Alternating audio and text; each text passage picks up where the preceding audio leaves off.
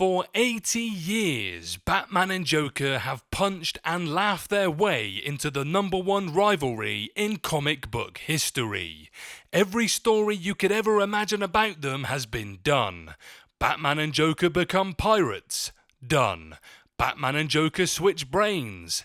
Done. But there's one story that's been teetering on the edge of existence for years, and the writers at DC Comics have been preparing us for it little by little. What if the Joker is Batman's brother?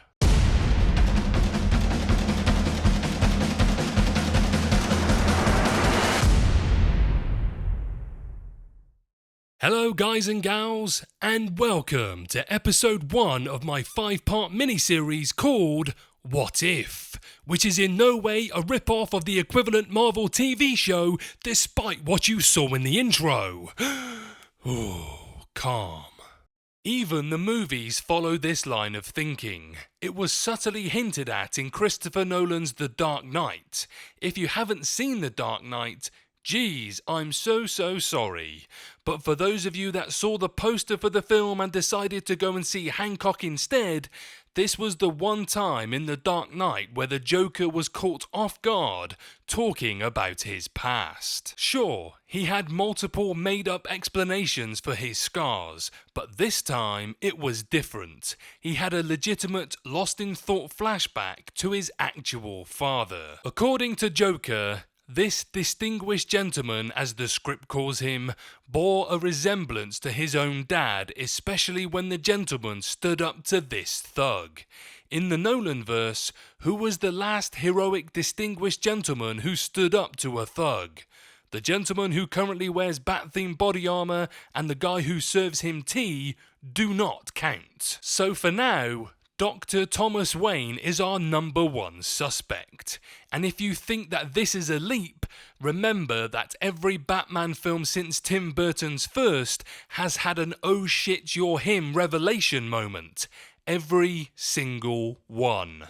That matters. Here, if you found The Dark Knight to be morally convoluted, Christopher Nolan takes the time to tell you all of the themes of the movie directly. Joker alludes to being cast out like a leper, possibly by the so-called distinguished gentleman, just like Bruce will be, says that he and Batman are both freaks and that they are not like civilized people who live by a code. Funny thing is that Bruce Wayne almost did break this particular code in the first movie.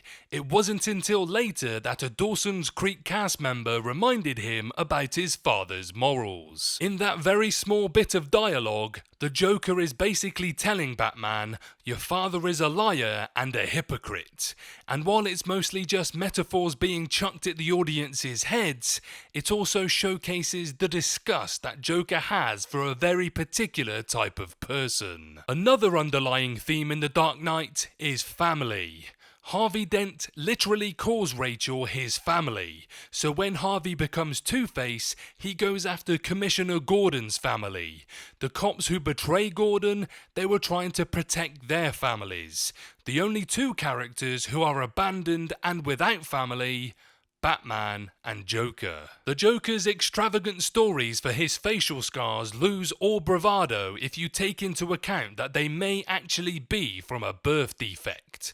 Being mentally and physically defective would actually explain why he would be abandoned by his own father.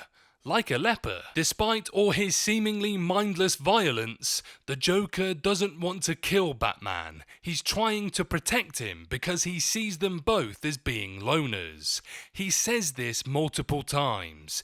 Maybe, just maybe, they could be family. And then the very last scene of the film is Batman being chased off. Like a leper. One of Joker's men in the film is a schizophrenic from Arkham Asylum. He must have broken out in the previous movie, Batman Begins. Where could they have possibly met? Maybe it's some kind of young anti-Batman professionals mixer? Or maybe Joker was in Arkham in Batman Begins. What most people don't seem to notice is that Batman Begins is actually the Joker's origin story too. The Wayne's death led to the crumbling of Gotham, the rise of a hero, the freaking breakout of Arkham Asylum, and further escalation. And the last scene is Gordon finding Joker's playing card. He was in this shit the whole time, probably practicing monologues about his scars. In The Dark Knight, when the cops run Joker's DNA, they can't find a criminal record. Something is fishy. Arkham is for the criminally insane, right? So they'd have his DNA if he were ever arrested, that's for sure. Well, not if the Joker was locked in Arkham as a minor and kept there until the breakout. If he was abandoned by his father at Arkham, it must have been at a very young age. What if he wasn't abandoned, but actually being cared for by his father, who just so happened to be a famous Gotham doctor?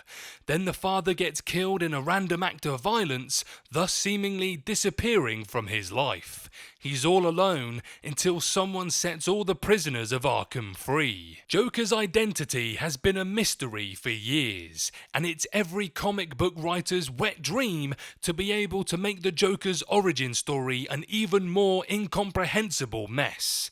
In the comics, we recently have learned that there are actually 3 Jokers, because we exist in a world that loves to frustrate us relentlessly. What I'm going to provide you is the identity of one of them. In 2008, we are introduced to a psycho named Simon Hurt, who led a criminal organization of rich people called the Black Glove.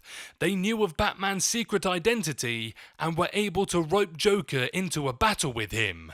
Hurt then declares himself to actually be Thomas Wayne. Because if you have multiple plots to ruin Batman, you don't just line them up, you do them all at once and desperately hope they complement each other. Batman determines that Hurt's actually a long-distant relative who expanded his life using occult rituals. Joker declares Hurt ineffective as Batman's new arch-nemesis and buries him alive. When in Gotham, I guess. In 2011, another organization of rich people that has been controlling Gotham through architecture and murder emerges. This Court of Owls goes after Bruce Wayne and Batman as well, and sends Talon, their assassin, to kill him.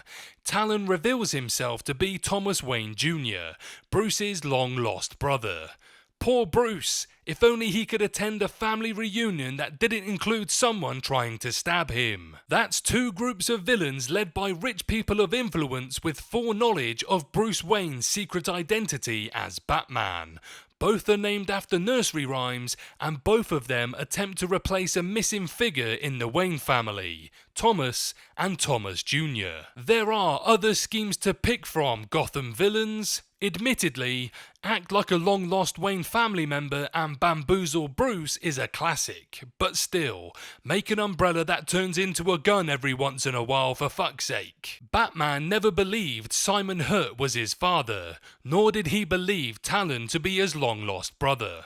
Batman is supposed to be the world's greatest detective. He'll eventually figure it all out, so why is everyone trying to screw with him? Someone is trying to make him second guess everything he knows about himself and his family. This whole "is this a Wayne" pretense is only done to make him question the possibilities. There has to be a singular figure with significant influence at play. Someone obviously of wealth who fits well into these groups. Someone who seems to know of specific nursery rhymes which Bruce would be fairly familiar with, one of which is incredibly rare. The one about owls is fictional. Someone intimately familiar with the Wayne family. The Joker was there when Bruce was maskless and had his name spoken out during a showdown concocted by the Black Glove. He never flinched, nor reacted to this bit of information. The Black Glove thought they were in control. The Joker clearly had his own agenda. The Joker never appears in the Court of Owls story, though he might have. There were a lot of masked men and every court had a jester. But he encounters Batman before and directly after the ordeal, finally revealing that he knew Batman was Bruce Wayne all along. Oh yeah, he even mentions knowledge of the whole event, so that leaves both stories tying directly to the Joker. Talon, who claimed to be Thomas Wayne Jr., was not the real Thomas. Batman denied the plausibility of it all, and he's right, since the imposter was obviously planted by the real Thomas Jr. so that Batman could look into his existence. This story isn't the first mention of the possibility of a Thomas Jr., it's an idea that has been consistently brought up in the main comics throughout various reboots.